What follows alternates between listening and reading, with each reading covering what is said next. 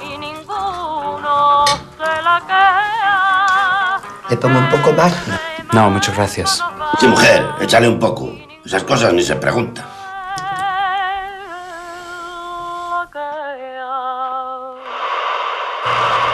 Interrumpimos nuestra programación habitual para emitir el discurso que el general Queipo de Llano ha emitido desde Unión Radio en Sevilla.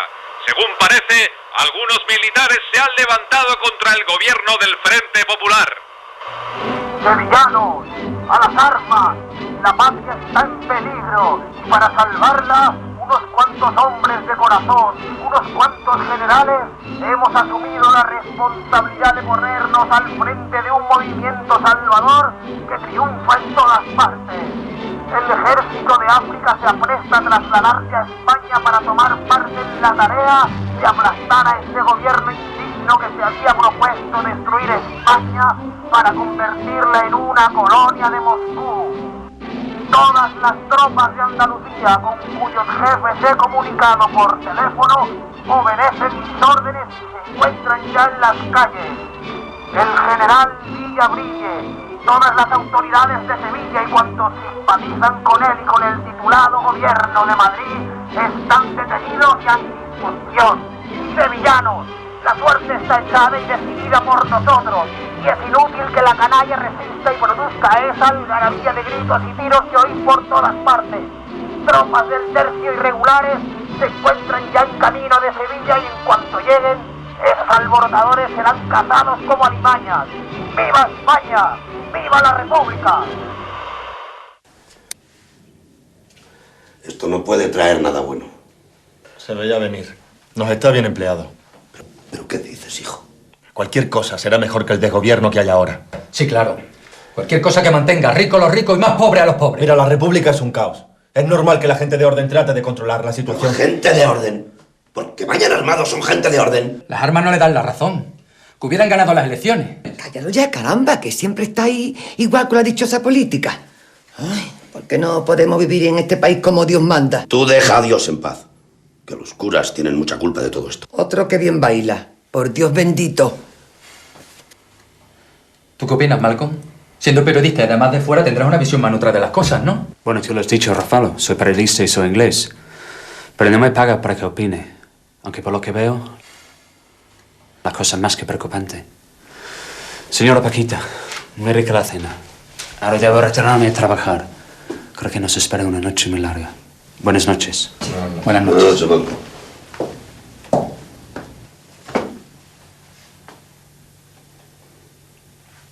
El gobierno aplastará el golpe como lo hizo otras veces. Queipo no se saldrá con la suya. Ni Franco, ni el general Mola.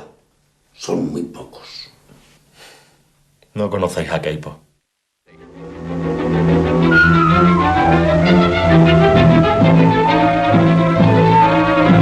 En el Hotel Simón, a pocas calles de distancia del ayuntamiento, y en esa misma mañana, Queipo de Llano ocupaba una habitación. A las 12 del mediodía, el coche del inspector general de Carabineros enfiló la calle García de Vinuesa hasta el Hotel Simón, y de él salió Queipo de Llano y su ayudante. Allí recibió la visita del torero El Algabeño, y Queipo le confesó que iba a ir a la Gavidia para encabezar la sublevación en Sevilla, lo que llevó a que el torero fuera rápidamente a avisar a la falange. Una de las leyendas o de las ideas más extendidas que existen sobre la conquista de Sevilla por el general Queipo de Llano es la idea de que este militar pues, se hizo con el control de lo que entonces se llamaba Sevilla la Roja, pues poco menos que ayudado por algunas decenas de soldados. Bien, hoy afortunadamente y gracias a las investigaciones que se han hecho sobre el particular, sabemos que Queipo contó con mucho más que unos pocos soldados para conquistar la capital de Andalucía.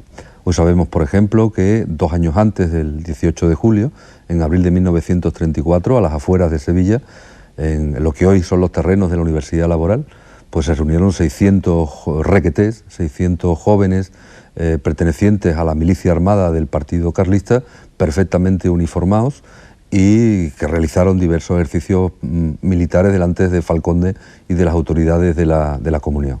Hoy sabemos también que en Sevilla pues existía un núcleo importante de falangistas, de jóvenes vinculados a los hombres de acción, a los grupos de acción de Falange, y existía también una derecha, un sector social formado por gentes de orden que, pasados los primeros momentos, iba a presentarse en los cuarteles ofreciéndose a Queipo y a los militares que estaban protagonizando el golpe de Estado en Sevilla. El día 20 por la mañana ya se produce el primer refuerzo. A las 10 de la mañana aparece por tablada, que he recibido a tiro, por supuesto, porque los que estaban allí no creían que eran amigos, un Fokker con 15 o 20 legionarios, y a continuación viene otro Fokker más, con otros 15 legionarios, y luego el Fokker primero fue y volvió con el resto. En total, 49 legionarios, incluido el sargento Gasol y el comandante Antonio Castejón.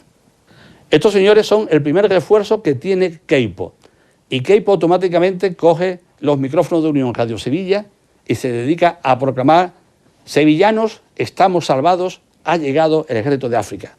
Y para demostrarlo, organiza un carrusel con 5 camiones de cansa, que además eran pequeñitos, eran unas camionetas prácticamente, los llena con esos soldados y los pone a dar vueltas por la zona que él domina, es decir, la calle de Tetuán, la Campana y poco más, y Huerta de la Vez. Claro, la gente que miraba por los balcones y decía, pues este ejército, ahora no se daban cuenta que eran los mismos de siempre. Entonces esto se ha tratado de ridiculizar, se ha tratado de incluso decir que eso fue mentira, porque claro, siempre hay una desvalorización del adversario quitándole mérito. Es cierto que fue muy ingenioso, muy arriesgado, muy atrevido, muy audaz a la hora de conquistar la ciudad. Eso es cierto, ¿no? Pero lo de que yo no me creo, esto de que daban vueltas con los mismos legionarios, con 2 o 3 camiones, no daban vueltas y tal. Lo que ocurre es que ellos tenían menos gente, pero tenían las armas, el Queipo de Llano, ¿no? Y a pesar de que efectivamente había muchísimos milicianos en los barrios obreros de Sevilla, pero eran milicianos mayormente desarmados. Lo que se cuenta de pasear a las tropas muchas veces para dar la sensación de que había mucho efectivo, esto no deja de ser una anécdota, y si se hizo alguna vez se haría muy poca. Porque solo al día siguiente es cuando los regulares y la Legión llegan a Cádiz y de Cádiz a Sevilla. Es decir, que tiene unas pocas de horas en que no eran las primeras exactamente, sino ya estaban. Las guarniciones de África ya estaban metidas en Sevilla, que entonces sí, entonces ya Queipo ya no puede respirar tranquilo.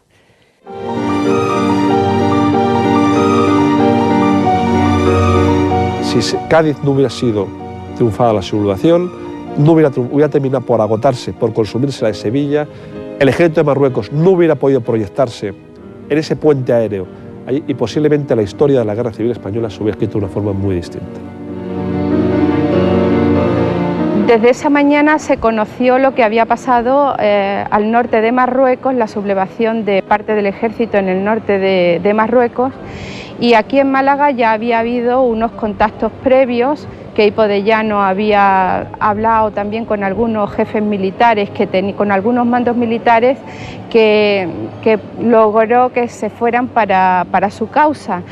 En Málaga el capitán Hernando, Welling y Segalerba fueron los 3 que parece que estaban más seguros que se pasaran o que se sublevaran el día 18 de julio cuando se diera la señal. Pese a ser una ciudad dominada por el Frente Popular, que había ganado con holgura las últimas elecciones de febrero de 1936, pues Córdoba cayó en manos de los militares, cayó en manos de los sublevados la misma tarde-noche del 18 de julio de 1936. El golpe de Estado del 18 de julio de 1936 fracasó en la provincia de Jaén por 3 motivos fundamentales. En primer lugar, por una fuerte implantación obrera en la provincia. En segundo lugar, por una extraordinaria capacidad de reacción de las organizaciones políticas de izquierda. Y en tercer lugar, por los titubeos de la Guardia Civil, que no entregó las armas en el punto acordado en la noche del 18 de julio y tampoco las entregó ni a las autoridades republicanas ni a los miembros de la derecha que se las solicitaron.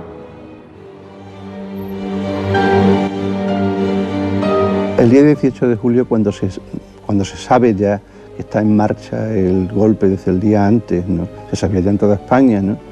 Pero en el momento en que se conoce que la sublevación se ha producido en Sevilla y que hay un golpe militar, se reúnen inmediatamente en el gobierno civil pues los cargos políticos principales, los líderes sindicales, los principales de Huelva, los representantes de los partidos políticos, etc.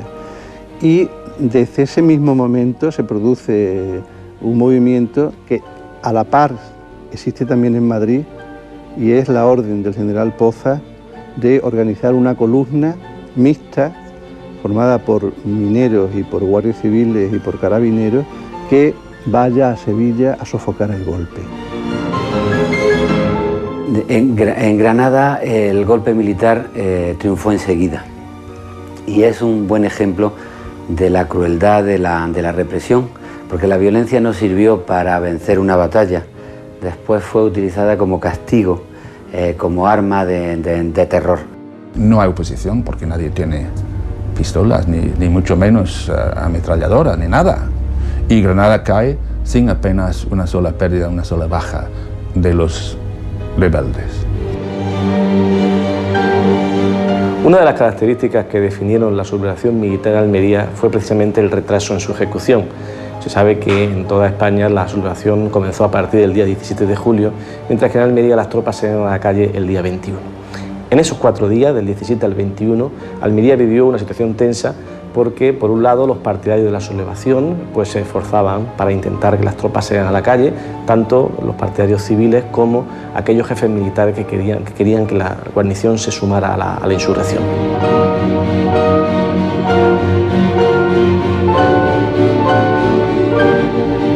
En el resto de España están sucediendo cosas similares, en Castilla, León, por ejemplo, en Galicia. Galicia ni siquiera llega a haber lucha, solamente hay exterminio. En cambio, en las grandes ciudades, como Madrid y Barcelona, el hecho de que no todos los militares participen en la sublevación, el hecho de que las fuerzas de orden público, una gran parte de ellas, como parte de la Guardia Civil, las fuerzas de asalto, fueran partidarias de la República y defendieran el orden legal, con el apoyo de la movilización de los sindicatos y los partidos republicanos y de izquierda, hizo que el golpe pues, fracasara.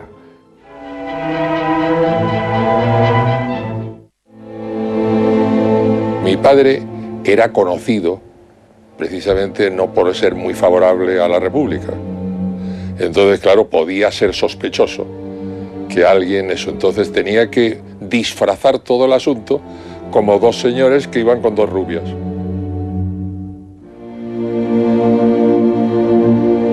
El avión va a Biarritz, ahí pues le dan más instrucciones, de Biarritz va a Estoril y de Estoril a Casablanca. Él se queda en Casablanca y el inglés y las 2 rubias se van a Canarias.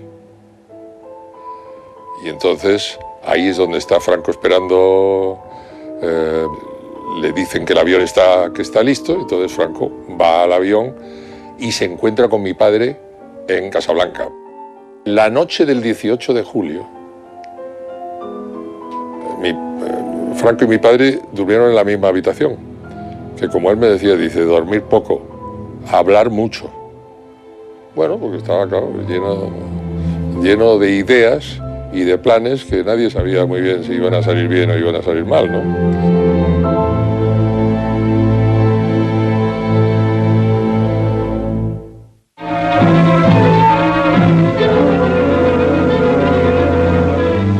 El 18 de julio, el Ayuntamiento de Sevilla celebró un pleno ordinario, aunque ya se palpaba la tensión en el ambiente. A mediodía, al finalizar el pleno, una comisión de concejales del Frente Popular, encabezada por el teniente de alcalde socialista José Estrada, fue a ver al gobernador civil, en el gobierno que estaba detrás del Hotel Inglaterra. Al poco rato volvieron con las palabras tranquilizadoras del gobernador José María Valera Rendueles. En Sevilla había absoluta normalidad. De manera que todos se fueron a sus casas, salvo el alcalde Horacio Hermoso y el concejal de Unión Republicana, Ángel Casal, que continuaron en el ayuntamiento. Mi padre era un hombre, fundamentalmente era un hombre de centros, es decir, él era de izquierda republicana, porque él admiraba, como yo admiro en la memoria, a don Manuel Azaña, pero no era un hombre por estructura familiar, por educación, por todas estas cosas, no era un hombre extremista, ¿no? Él decía, me acuerdo que esa frase la dijo en cierta ocasión, que prefería una dictadura de botacuartelero a una dictadura de alpargatas. Una ironía, porque fíjate lo que le pasaron con las botas cuarteleras, ¿no?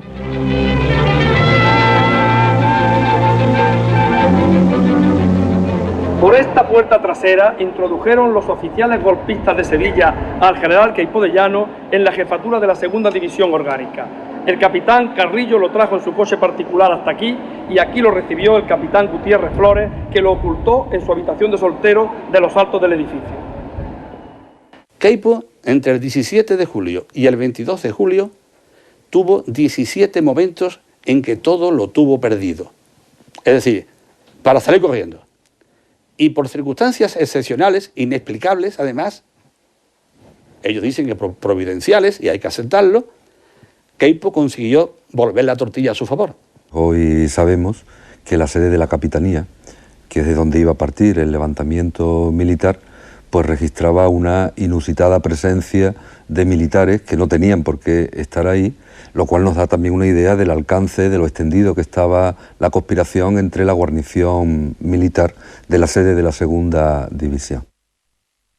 En la jefatura de la Segunda División Orgánica, el general José Fernández de Villabrille sería objeto de una auténtica encerrona.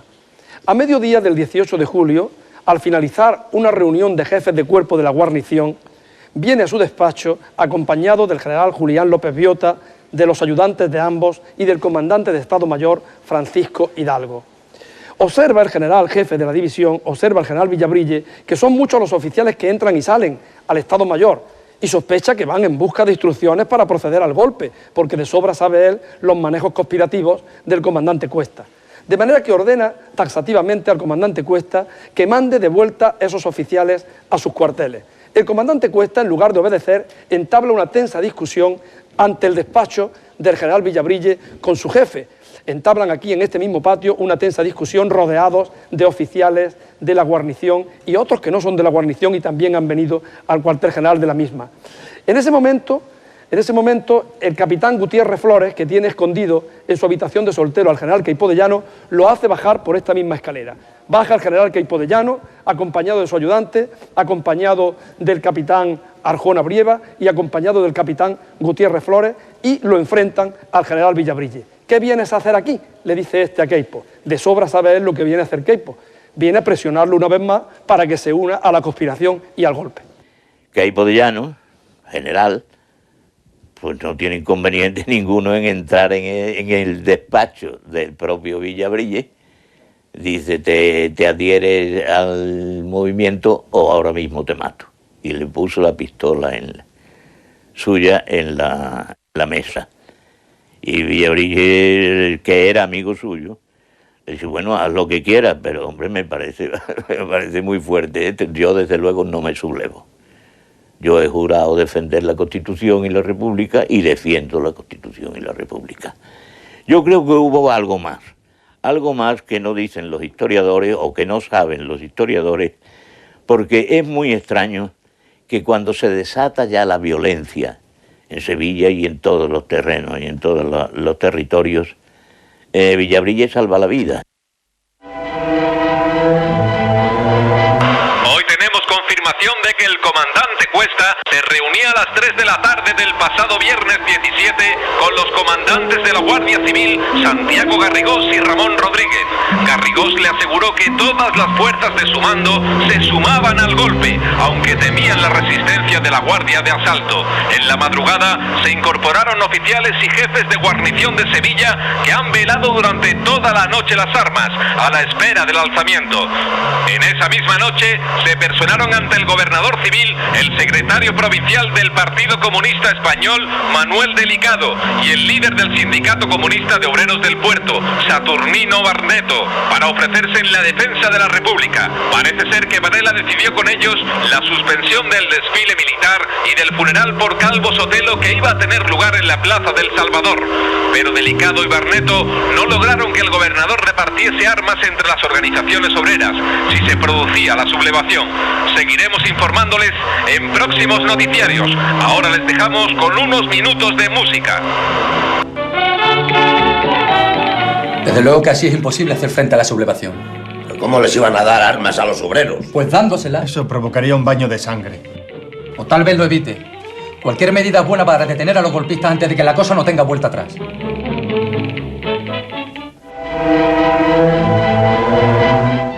El Regimiento de Infantería Granada número 6 tenía su cuartel en el antiguo convento desamortizado de San Hermenegildo, ante cuya iglesia estamos ahora mismo. Aquí envió el comandante Cuesta Monereo al general Queipo de Llano, apenas detuvieron al general Villabrille para sublevar al regimiento. Pero el coronel Allenegui, el teniente coronel Berzosa y el comandante Gutiérrez Pérez se negaron a obedecer las órdenes de Queipo y tuvo que ser el capitán Carlos Fernández de Córdoba, falangista, quien formara el regimiento y quien echara a la calle la compañía al mando del capitán Ignacio Rodríguez Trasella, la compañía que iba a proclamar el estado de guerra en la vecina Plaza del Duque y luego iba a enfilar por la calle Tetuán para hacer lo propio en la Plaza Nueva. El golpe en Sevilla era un hecho. La violencia era muy común, en aquellos días, de manera que unos soldados dieran un bando y tal, casi no llamó la atención. Sí llamó la atención la incorporación de la falange y de los requetés, porque eso eran unos señores totalmente desconocidos para la gente. ¿Qué hacen estos señores aquí con una camisa azul, una flecha, o los otros con una boina? Los que la tenían, que había muchos que no tenían ni boina ni camisa azul. La lectura del bando de guerra pues significó que el levantamiento militar se había iniciado ya en Sevilla. Como un ruido adherido a la memoria, aquellos que fueron testigos de estas primeras horas recuerdan el cierre precipitado de verjas, rejas, cancelas y puertas de comercios. Al estruendo de portazos le siguió el silencio, el miedo y finalmente la contienda en pleno centro de la ciudad. Posteriormente, muchos de estos comercios tuvieron que cerrar definitivamente por falta de suministro o bien porque habían sido saqueados.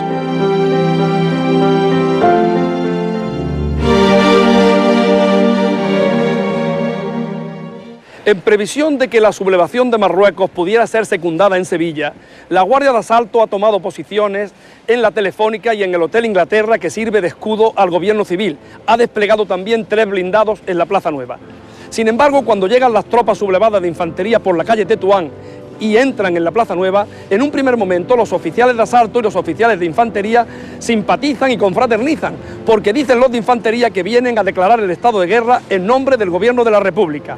La Guardia de Asalto va a rechazar a los de infantería por la calle Tetuán y estos van a recibir inmediatamente un refuerzo, una sección de ametralladoras y un mortero con el capitán Carlos Fernández de Córdoba al frente. Pero también la Guardia de Asalto rechaza a esa sección de ametralladoras y coge preso al capitán Carlos Fernández de Córdoba, herido en una oreja cuando intenta refugiarse en una casa de la calle Granada. Aquí en el Ayuntamiento de Sevilla, el 18 de julio, apresan los guardias de asalto al capitán Fernández de Córdoba, falangista, uno de los que mandaba la sublevación, herido, y aquí los guardias de asalto están dispuestos a rematarlo. Y mi padre dijo que no lo tocaran en presencia suya y que lo curaran, y lo curaron. El capitán Fernández de Córdoba se negó naturalmente a testificar en favor de mi padre, sí, claro. Por estas puertas entran las tropas en el Ayuntamiento de Sevilla.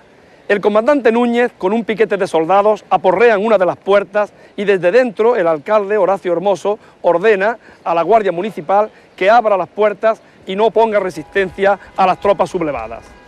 Más tarde vendrá la artillería por la Avenida de la Libertad, ahora Avenida de la Constitución, con 2 cañones, uno de los cuales lo van a situar delante del Banco de España apuntando a la Telefónica y el otro en la parte de allá del Ayuntamiento, en la calle de Granada, apuntando al Hotel Inglaterra.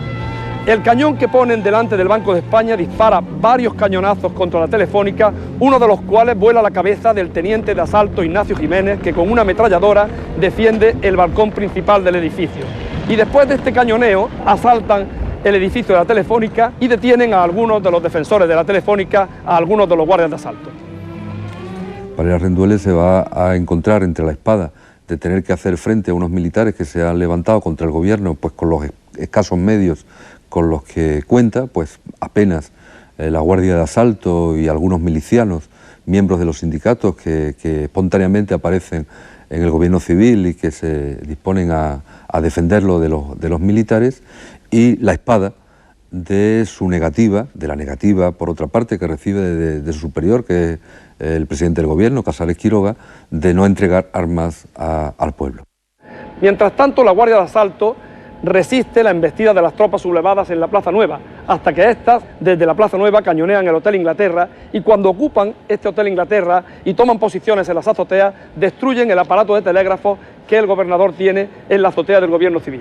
De esa manera, hacia las 9 de la noche, a Valera Rendueles no le queda más remedio que rendirse a Queipo de Llano y rendirse a estas tropas sublevadas. Mientras se desarrolla esta batalla de Sevilla, las milicias antifascistas, obrera y campesinas, las milicias del Frente Popular, tuvieron una ocasión de oro de acabar con la sublevación. Sencillamente, con haberse venido para la Plaza de Nueva y no haberse quedado en la calle Reyes Católicos quemando todas las casas que pudieron, que quemaron prácticamente toda la acera izquierda, la incendiaron, la saquearon y la destruyeron. Pero pues si ese esfuerzo lo hubieran empleado en irse a la Plaza Nueva, lógicamente las tropas de Queipo no hubieran tenido nada que hacer.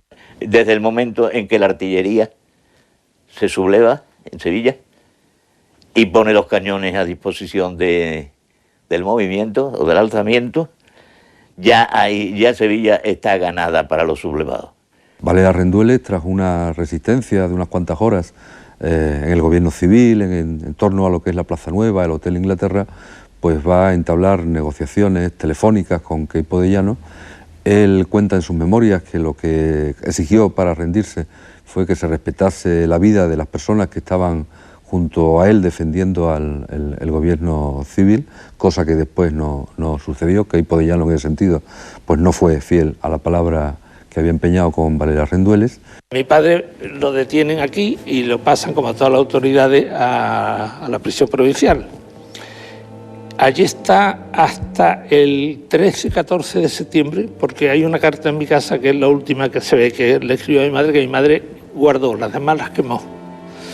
Y pues eran para ella, yo comprendo que eran suyas, pero que ella la guardó y yo la tengo. Entonces fueron a ver Queipo de Llano, el marido de mi tía Victoria, Camilo Perró, y el cónsul italiano. Y cuando le plantearon el tema de Horacio Hermoso, que nos habían llevado a Jesús Gran Poder, ¿qué pasaba? Dijo, esto no es asunto mío, esto depende del cardenal Ilunday. Yo he sabido que la mañana del 29 de septiembre, a mi padre lo matan, la madrugada del 29 al 30, un párroco de Sevilla, en casa de un falangista de Sevilla, comentó esa mañana, es decir, antes que lo supiera el delegado del público, el Díaz Criado, que esa noche se iba vestido paisano, se iba a poner corbata roja e iba a ver cómo mataba a Horacio Hermoso. Yo tuve la desgracia, porque es una desgracia para otro cualquiera, de darme cuenta de todo, enseguida. Porque al día siguiente, el hermano de mi padre, mi tío Carlos Hermoso, nos sentó una tarde, era 30 de septiembre, era sobre las 8:30 a las 9 de la noche, había esa luz extraña, blanca, mate que hay en Sevilla en esta época, y a cada uno nos sentó en una rodilla. Y empezó a contarnos una historia, que mi padre había ido de viaje, que se había marchado a Roma, que iba a estar 10 años, que teníamos que ser obedientes con mi madre, con él, contándome la historia. Y mi hermana, 2 años y pico más pequeña que yo, pues vamos, desde luego aquella historia se la estaba creyendo perfectamente. Y yo al principio me estaba muy reservado, porque yo iba conociendo lo que pasaba, que iba a estar en la cárcel, eso lo sabía, ¿no? Y miré a la derecha y en la ventana del comedor que daba, el alféizar que daba al jardín, me acuerdo que tenía delante un inmenso jazmín, vi 2 cajetillas de cartoncillo gris con papel manila saliendo así y 2 pares de zapatillas negras. Y en mi casa estaba mi madre y la mujer de mi tío Carlos, mi tía Concha, que era hermana de mi madre, porque estaban casados, 2 hermanos con 2 hermanas. Y entonces dije a mi padre, lo ha matado.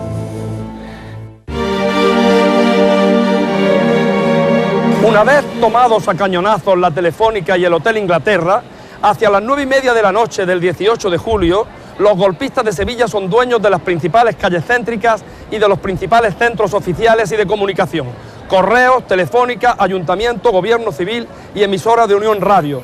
Por todas partes, francotiradores de izquierda desde balcones y azoteas hostigan a las tropas sublevadas, mientras en los barrios obreros se levantan barricadas y se queman las iglesias.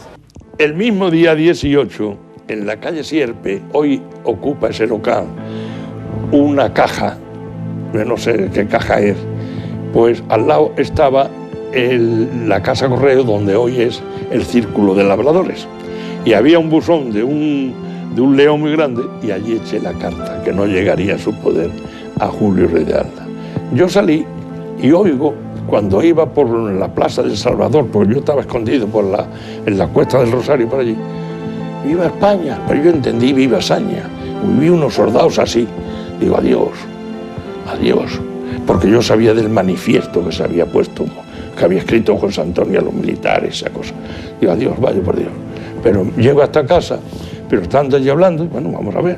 Dice, no, que se han sublevado, que hay podrillanos. Y entonces salí, bueno, y yo digo, ¿dónde voy? ¿Dónde estará la falange? Yo no conozco aquí a nadie de ellos, ¿no?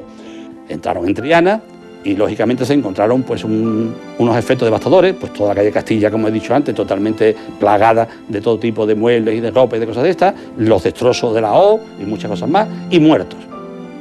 Muertos, entre ellos Manuel de la Osa, el cobrador de la Falange, que este señor se convirtió en una figura de la prensa universal porque le hicieron fotografías muerto con un cartel que decía exactamente Po fascista, UHP. Cuando ya entraron los nacionales, que fue como yo les he dicho antes, que entraron por el puente, lo abrieron. Pero ya como veían que no había manera de eso, pues agacharon el puente y entraron. Todo eso imponía de ver tantos soldados, tantos carros de combate y todo eso entró por San Telmo, por el puente San Telmo.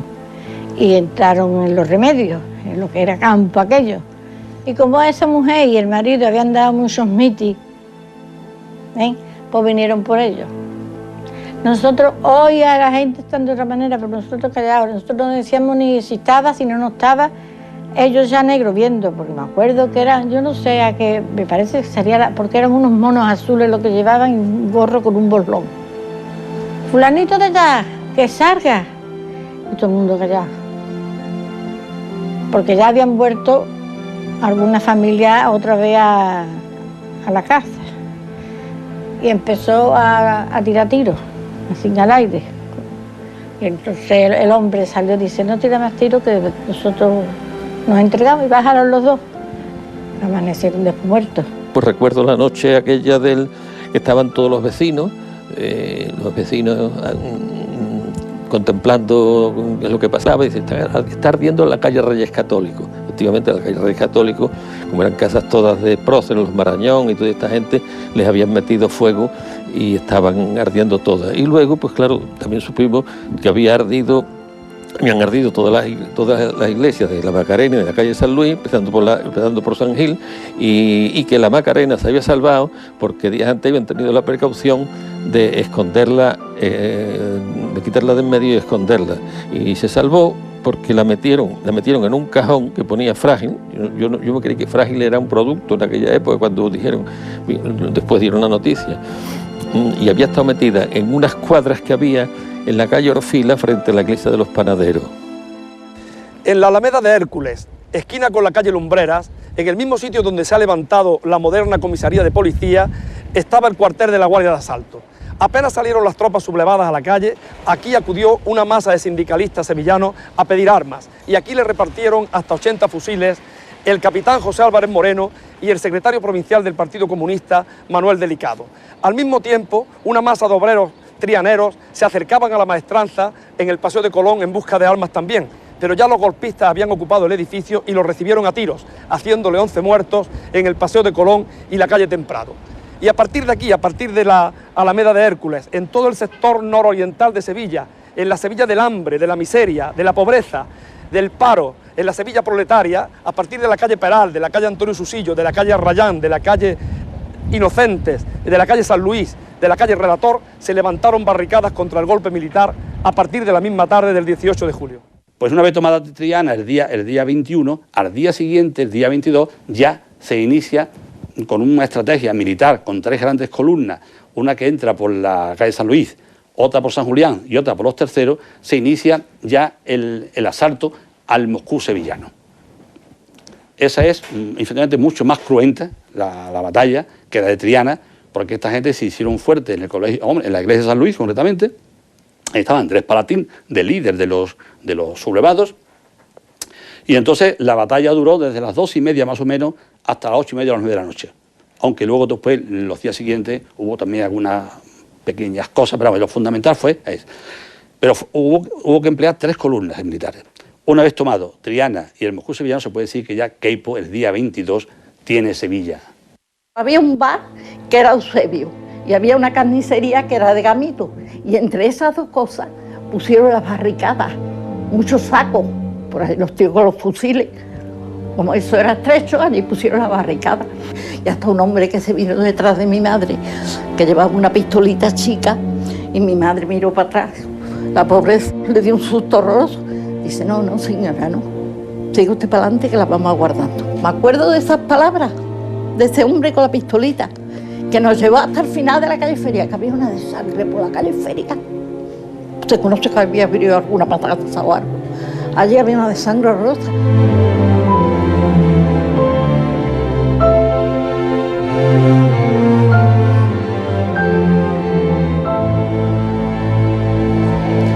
La plaza de San Marcos, cerrada toda por barricadas, es el último bastión de la resistencia armada de Sevilla contra el golpe militar.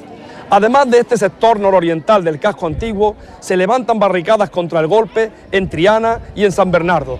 No así en los barrios nuevos como Ciudad Jardín, como la Gran Plaza, rápidamente ocupados por la columna Carranza el 19 de julio. El 21 por la mañana se tomará Triana a sangre y fuego por 3 columnas de tropas y el 22 por la mañana este barrio de San Luis y San Julián igualmente por 3 columnas de tropas. Después de tomada la plaza de San Marcos, la resistencia armada de Sevilla está vencida, el golpe ha triunfado, Sevilla está totalmente ocupada por las tropas sublevadas.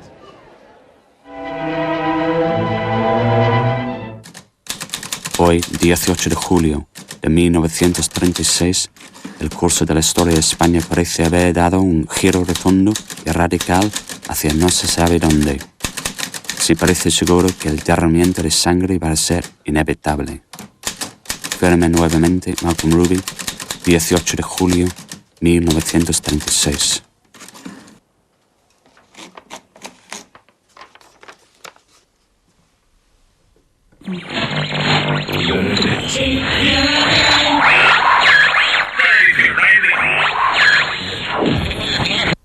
Interrumpimos la programación musical para informarles de las últimas horas en Cádiz.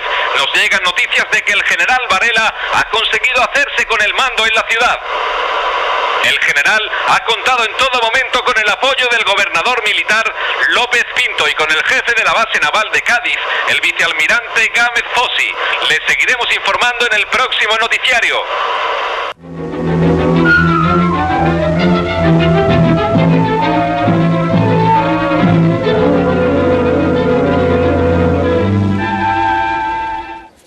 Estamos en el castillo de Santa Catalina, a donde fue trasladado el general Varela el día 17 por la tarde y donde fue hecho preso el día 18 al mediodía, una vez que fueron triunfando los movimientos rebeldes del ejército. Varela fue liberado y se trasladó a defender, a tomar el mando del ejército para asediar el gobierno civil. Y entonces Varela salió a las 2 de la tarde, así que había entrado a las 10 de la noche del 17 y a las 2 de la tarde salió ya. Yo ya no me enteré más.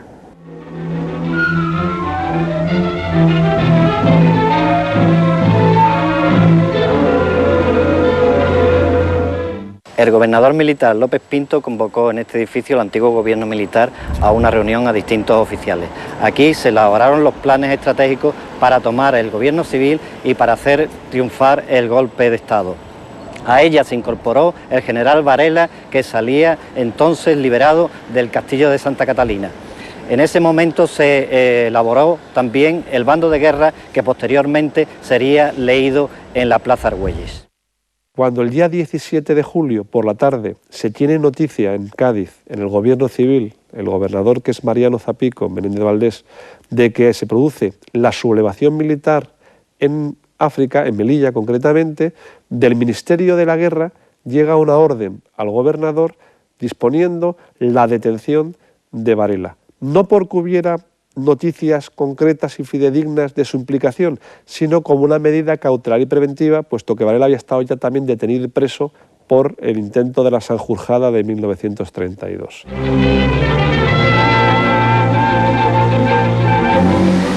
A media tarde del 18 de julio se reunieron aquí en la Plaza Argüelles, también conocida como la Plaza de las Cuatro Torres, el general Varela, el gobernador militar López Pinto y las fuerzas militares sediciosas, preparando el camino hacia el gobierno civil situado en la Plaza España. Se leyó el bando estableciendo el estado de guerra, al igual que se hizo en Sevilla.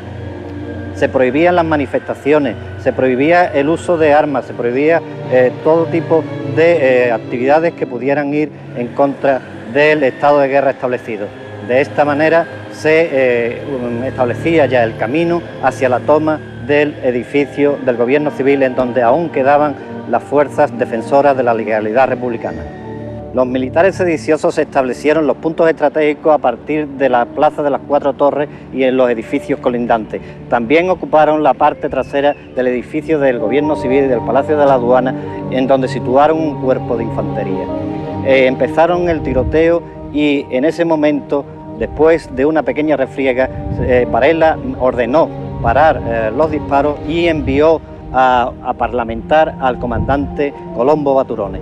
Él habló con el gobernador civil Zapico y este le dijo que él era el representante legalmente establecido de la República y que no entregaría el edificio del gobierno civil. Lo único que tendrían que hacer los militares era entregar las armas y entregarse a la legalidad establecida.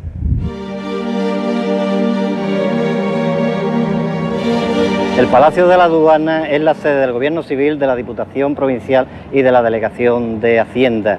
El 18 de julio, el sábado 18 de julio, se encontraban en este edificio el presidente de la Diputación, Francisco Ochoa, el gobernador civil, Mariano Zapico, el jefe de Carabineros, el jefe de los guardias de asalto y distintas personalidades y civiles de la ciudad de Cádiz que quisieron defender con su valentía la legalidad republicana.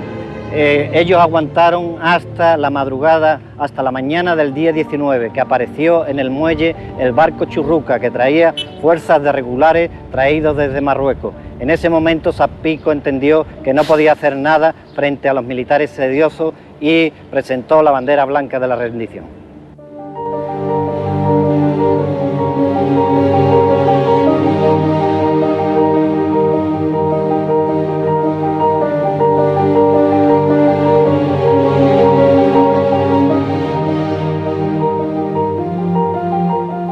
Y el mismo día que se fueron juzgados, fueron condenados a la pena de muerte. Y fueron al día siguiente, 6 de agosto, sacados del castillo militar de Santa Catalina al cercano de San Sebastián, donde por la tarde fueron fusilados, que son los primeros fusilamientos que se producen en Cádiz, el gobernador civil, el jefe de la comandancia de Carabineros, teniente Valjaso, el capitán de la Guardia de Asalto, Yáñez Barnuevo, un oficial de telégrafos que había del gobierno civil, que era Parrilla, que son los primeros fusilados que hay en la provincia de Cádiz. Mismo 20 ya vinieron otros más, algún militar, y después ya empezaron a venir soldados. Fue muy lentamente en los 5 o 6 primeros días. Sí salían, ya se inició el Consejo de Guerra de estos que estaban aquí, de Áñez, aquellos que fueron condenados a muerte. Cuando empezó desde la esquina José del Toro, que estaba yo esperando a mi amiga, empezó un hombre con una franja aquí en el brazo, un brazalete rojo y negro. No sé si era falangista o era anarquista, porque los colores eso me parece que lo usaban los dos. Y yo me metí porque casi me da a mí, y ya cuando mi madre sale corriendo como loca a buscar a los niños, y ya nosotros empieza el tiroteo en Cádiz, y mi padre ya resisten un día de resistencia, y el 19 se sale Zapico con un pañuelo blanco rindiéndose. Se llevan de aquí, es un tal Azcárate que tiene familia aquí, y cuando llegaban las familias y se sabía que lo habían sacado, la guardia no intervenía, la guardia no tenía por qué saber nada de nadie, no sabemos, pero a aquel hombre se le ocurrió decir, mira, vamos a llamar a Sánchez Hey, lo que hay ahí, que a lo mejor lo conocía y demás, y yo me vi a aquel hombre, no lo he vuelto a ver al menos al cabo de 40 años, no le comenté nada, vestido de paisano, de negro que iba allá. No, quizás llevaban luto de alguien porque tenía mucha familia, o un traje azul. Y le tuve que decir, mira, me han dicho que te diga que lo han llevado a otro sitio. Eso es lo que me han dicho. Yo tampoco sé lo que ha pasado, pero cuando me ha dicho, usted dígale esto, mira, la emoción de que yo creo que lo he contado 3 veces y ya soy más, cada vez más, en vez de por viejo, soy más blando, soy más fuerte. No se me pone el ánimo, porque hay que ver, eso lo he tenido yo grabado toda mi vida. Es que el hombre se pasó. Porque mi madre estaba con él en el recibidor, y cuando quiere continuar la visita le dice el coronel que no se moleste, que le han aplicado el bando de guerra, que lo han sacado para fusilarlo. Y entonces mi madre viene con la mirada perdida, y cuando llega a casa empieza a gritar, tu padre lo han matado, tu padre lo han matado, y ya es el caos.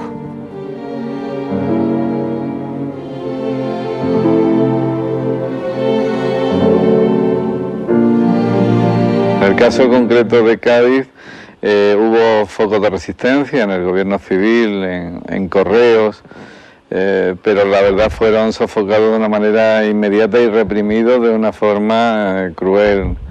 La llegada del destructor Churruca y de la motonave de Algeciras pues dieron finalmente el control a las tropas sublevadas de la ciudad. Y bueno, la gente hizo lo que pudo, se escondió en cuartos trasteros, huyó, muchos fueron capturados, ejecutados, a veces sin juicio. El general Varela en Cádiz, que tenía era una especie de héroe de guerra, que había vivido pues era el laureado, y cuentan de él. Yo no podría asegurarlo, ni tengo comprobación, que cuando llegó a Ronda quiso saber el número de presos o de gente de la falange o de la derecha o del franquismo que habían sido asesinados o muertos. Le dijeron un número y entonces mandó despeñar por el Tajo a ese número más 1. Ese día o al día siguiente vinieron falangistas al ayuntamiento, o sea, falangistas seguro. Fueron los que detuvieron a mi padre allí y lo tuvieron 3 días en el despacho sin poder salir de allí. Eso a partir del 18 de julio, 3 días, y después se lo llevaron a la cárcel del Puerto y lo tuvieron allí hasta el 22 de agosto, que lo sacaron para matarlo y todavía no se sabe dónde lo echaron. Mi madre fue a verlo varias veces y cuando volvía, pues nada, todo muy contento. Pero hubo un día que volvió mi madre y entrando en el patio de la casa se sentó en una butaca y ya perdió el conocimiento y ya, a partir de ahí se llenó la casa de gente y a nosotros nos quitaron de en medio. Y ese era el día que a mi madre le habían dicho allí que no estaba. Le dieron unos cuantos objetos y que ya no tenía que ir más.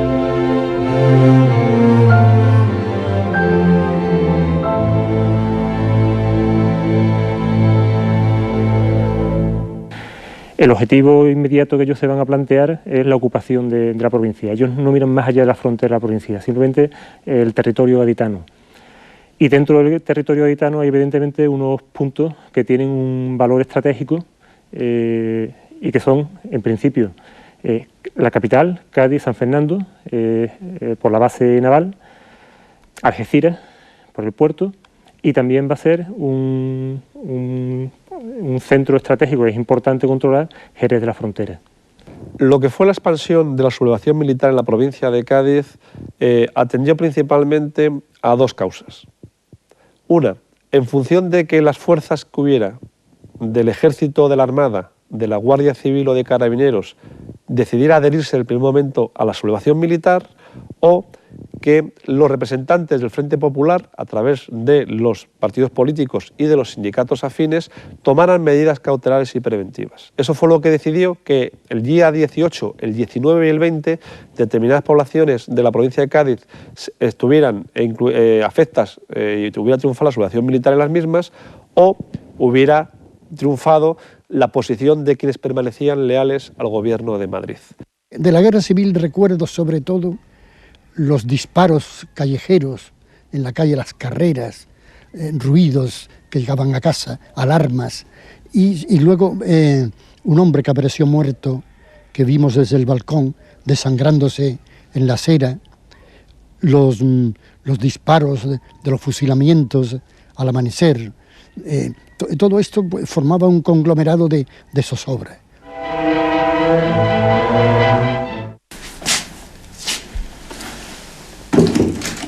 Salgo ahora mismo. La información que me llega por la radio sigue siendo confusa, así que me voy a Sevilla para saber qué está pasando. No sé cuándo vuelvo.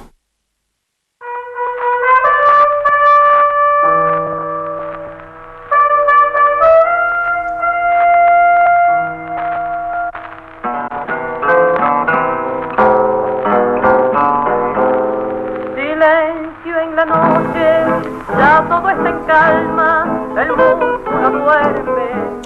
Por la radio. A ver si dice algo. Ya está puesta.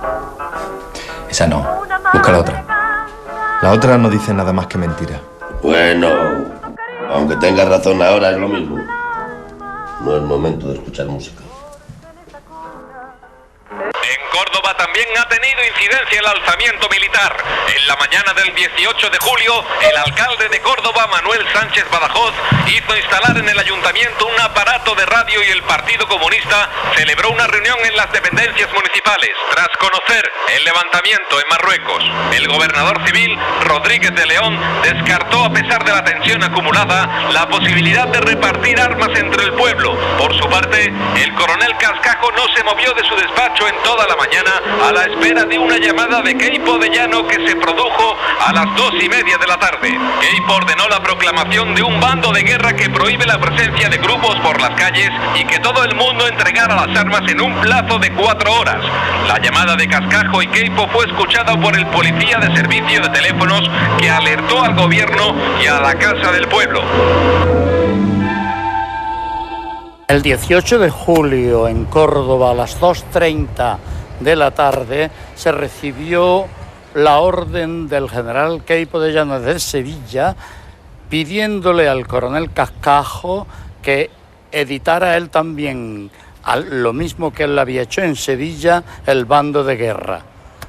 Este general, que era un poco despistado, le dijo que ¿en qué consistía eso? Eso consistía en tomar el teléfono, telégrafo, no permitir que hubiera reuniones en la calle, ni reuniones de obreros, ni reuniones de ningún tipo. Así lo hizo el coronel Cascajo, que desde ese momento se instituyó en el jefe principal en Córdoba de la rebelión franquista. El coronel Ciriaco Cascajo, con el apoyo de los sectores conservadores, ordenó que las tropas del regimiento de artillería marcharan hacia el gobierno civil y a ellas se unieron contingentes de guardias civiles, mientras el titular del gobierno civil, Rodríguez de León, mantuvo una actitud entre el temor y la aceptación de la sublevación. Con él se encontraba el alcalde Manuel Sánchez Badajoz y el presidente de Diputación, Guerra Lozano, así como destacados políticos del Frente Popular.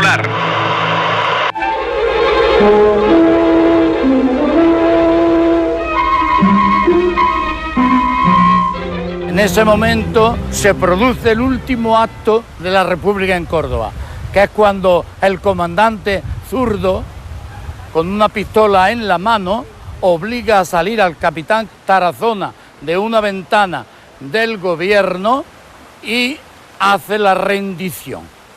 Sánchez Badajoz intentó en un desesperado final resistir en el ayuntamiento, pero fue inútil. Al final, disfrazado de bombero, huyó del ayuntamiento con el concejal Dimas Martínez, con el bombero José Díaz y con el médico y diputado socialista Martín Romera. Serían descubiertos en la huerta de los Aldabones unos días más tarde y ellos también serían fusilados y se convertirían en otras víctimas más.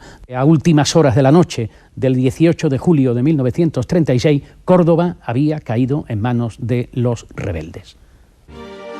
A partir del día 19 empezó el alzamiento en la provincia, la comarca de los Pedroches y poblaciones de la campiña como Aguilar, Baena, Cabra, El Carpio, La Carlota, Lucena, Luque, Montilla, Monturque, Puente Genil, Priego o Santaella.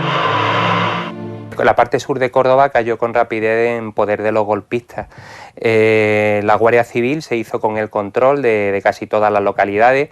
En unas, pues, en la misma noche del 18 de julio, caso, por ejemplo, de Rute, caso de Montilla, el caso de Lucena, y en el día 19, a primera hora, ya muchas de estas localidades estaban bajo el bando de guerra, que ya imponía pues la ley marcial, la ley militar en estas localidades, y en otras zonas pues se tardó algunos días más porque la clase obrera pues opuso tenaz resistencia, caso por ejemplo de Baena, de Ferran Núñez, de Puente Genil, pero fueron resistencias episódicas porque ya digo que a los pocos días cayeron ya en manos de los golpistas. Sin embargo, el triunfo del 18 de julio en la provincia de Córdoba va a ser muy limitado en los primeros momentos, solamente a Córdoba capital y a algunos pueblos. Al día siguiente, sí es cierto que se mandarán telegramas desde la Comandancia Militar de Córdoba a todos los municipios en los que se indican los mismos puntos: disolución o cierre de las casas del pueblo y toma de los distintos ayuntamientos. Córdoba va a quedar dividida en dos zonas. Una zona en el norte, que va a ser frente prácticamente hasta el final de la guerra, la zona de Peñarroya, de Pozo Blanco. Eso también nos va a explicar el por qué la represión va a ser mucho más dura en la zona norte de Córdoba que en la zona sur. Sin embargo, aunque la zona sur, geográficamente, podemos hablar de que queda en la zona nacional, pero el frente queda a muy pocos kilómetros de la comarca, por ejemplo, de Priego de Córdoba. En el límite con Jaén, Alcaudete, ese nos encontramos el frente. En Almedinilla, en torno al río Caicena, nos va a servir para separar las dos Españas, y la zona de Montefrío y la zona del Garinejo. ¿Qué es lo que no queda en el lado de los rebeldes? Pues los núcleos obreros más consolidados, lo que es la zona minera. Fundamentalmente los que es Peñarroya, Pueblo Nuevo, lo que es Villanueva de Córdoba, son una serie de gente que ya están mucho más concienciada, más organizada, que tienen armas. Digamos, la dinamita es un arma, ¿no? En aquellos momentos, ¿no? La provincia se halla en estos momentos dividida en dos. 48 cuarteles de la Guardia Civil se han adherido al alzamiento, 15 de la Sierra y 33 de la Campiña. La zona que más leal permanece al actual gobierno del Frente Popular es la cuenca minera de Peñarroya, Pueblo Nuevo. En Peñarroya, Pueblo Nuevo, cabecera de la comarca minera del Alto Guadiato, no triunfó la sublevación militar. Era una comarca con una fuerte implantación socialista, sobre todo por la existencia del poderoso Sindicato Minero Metalúrgico de Peñarroya, adscrito a la Unión General de Trabajadores, que precisamente en los días aquello iba a celebrar su sexto congreso. El capitán de la Guardia Civil, Amador Martín, tuvo una actitud dubitativa, pero por presiones del alcalde de la localidad y del diputado socialista Eduardo Blanco, que había acudido al Congreso de los Mineros, pues terminó cediendo su poder, cediendo su autoridad al teniente del cuerpo, Jesús García del Amo, que será el que haga que Peñarroya permanezca leal al gobierno republicano. Malcolm ya habrá llegado a Sevilla. Hay que tener ganas de meterse jaleo, ¿eh? Jaleo ninguno. Con Keipo allí creo que no habrá peligro. Seguro que todo está en calma. Eso nunca se sabe, hermanito. Las fuerzas del gobierno no van a tardar en aplastar a los rebeldes. Ya verás. Sevilla, julio de 1936.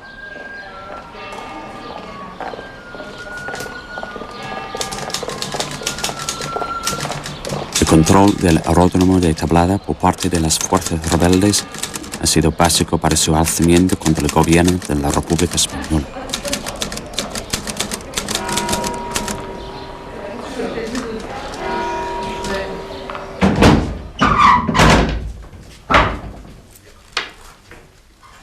Las cosas están poniéndose muy feas por todos los lados. Yo que pensé que esto iba a durar un par de días. Sí, pero no se ha acabado, padre. Lo peor de todo es que como no lo remediemos, se puede convertir en una guerra. Si no lo remedia, ¿qué? Pues entre todos, madre. Ah, no. En esta casa no se va a hacer nada de nada. Nos quedamos aquí quietos y calladitos. No, madre. Esta vez creo que ha llegado el momento de actuar. La pasividad es la que tiene la culpa de todo lo que ha ocurrido hasta ahora. Y esta incertidumbre está acabando conmigo. ¿Y qué vas a hacer tú? Si puede saberse. Pues unirme al movimiento nacional. Defender la república, pero una república de orden y no de caos. Solo hay una república posible. Y es la que ha sido elegida democráticamente. Lo que tenemos que hacer es formar una milicia y defenderla. No, hermano. La única manera de que vuelva el orden a este país es a través de la mano férrea de los patriotas, los católicos y los defensores de la familia y la tradición. No sabes lo que dice. No sé cómo ni cuándo ha sido, pero alguien te ha llenado la cabeza de ideas fascistas. Seguid así. Esto terminará en una desgracia. Dios mío, Dios mío.